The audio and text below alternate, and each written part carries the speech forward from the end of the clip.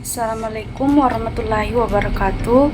Perkenalkan, saya atas nama Nabila dengan NIM 240109512003 dari Prodi Pendidikan Geografi ICP. Pada video kali ini saya akan menjelaskan tentang Kabupaten Sintang yang berada di Kalimantan Barat. So strong and crazy for you. Andai matamu melihat aku, terungkap semua isi hatiku. Alam sadarku, alam mimpiku, semua milikmu. Andai kau tahu, andai kau tahu. Yang pertama, letak dan karakteristik fisik Kabupaten Sintang. Kabupaten Sintang terletak di bagian timur Provinsi Kalimantan Barat.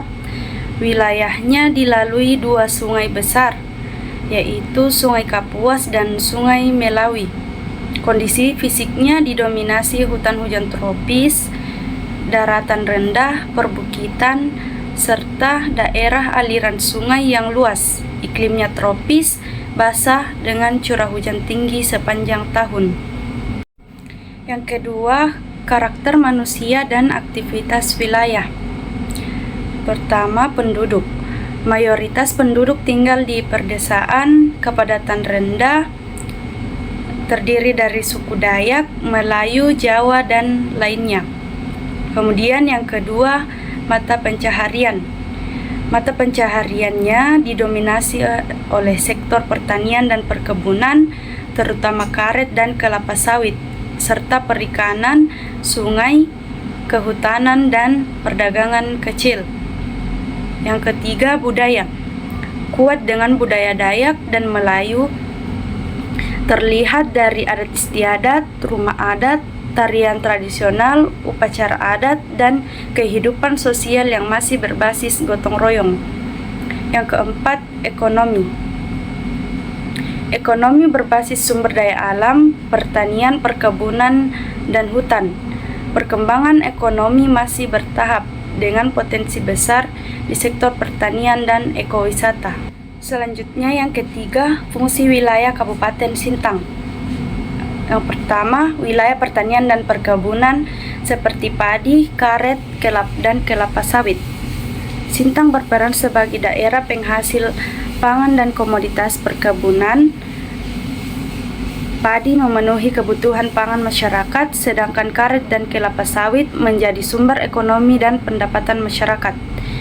Yang kedua, pusat jasa dan pelayanan masyarakat. Sintang menjadi pusat aktivitas pemerintahan, layanan kesehatan, pendidikan, dan perdagangan bagi wilayah sekitarnya, sehingga masyarakat dan kecamatan lain bergantung pada layanan di Sintang. Selanjutnya, penghubung antar wilayah melalui jalur darat dan sungai.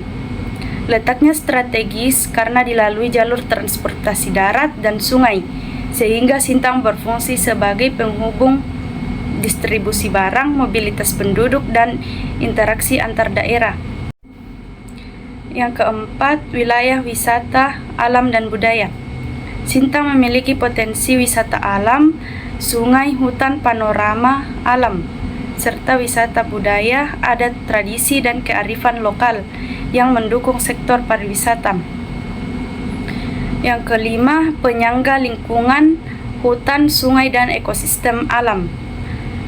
Hutan, sungai, dan ekosistem alam di Sintang berfungsi menjaga keseimbangan lingkungan seperti sumber air, pengendali banjir, keanekaragaman hayati, dan kualitas lingkungan hidup.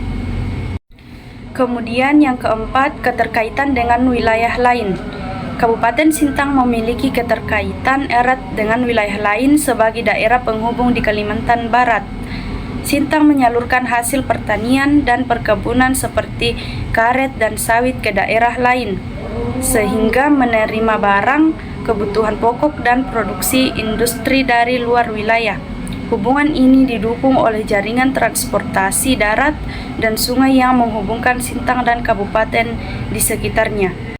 Kemudian yang kelima, keunikan regional wilayah Kabupaten Sintang.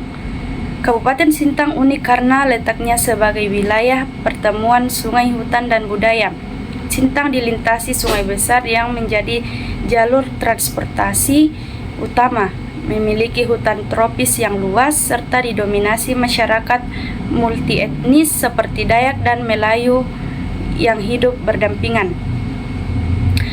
Kabupaten Sintang di Kalimantan Barat unik karena memiliki Bukit Kelam, salah satu monolit batu raksasa terbesar di dunia yang dikelilingi hutan tropis dan habitat tanaman kantong semar.